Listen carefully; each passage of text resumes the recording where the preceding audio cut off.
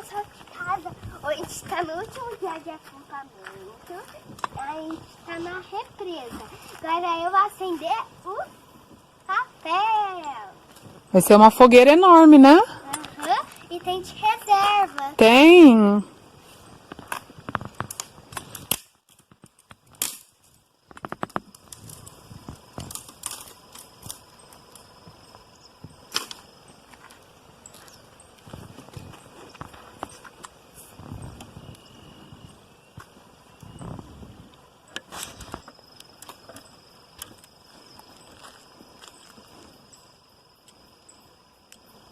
Pega umas folhas e joga em cima agora, pega.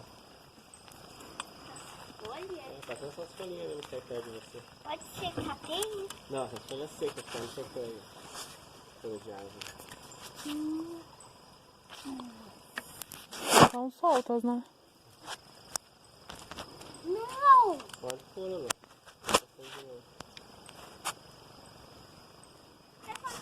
A gente tá no mesmo dia. Vai. Tá dando certo, Lolo? A fogueira? Tá.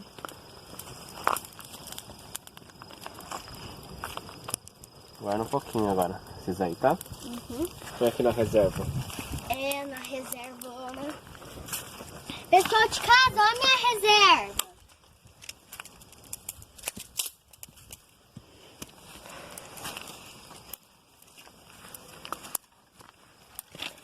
Deve ser por isso que eles jogam galho, né? Uhum.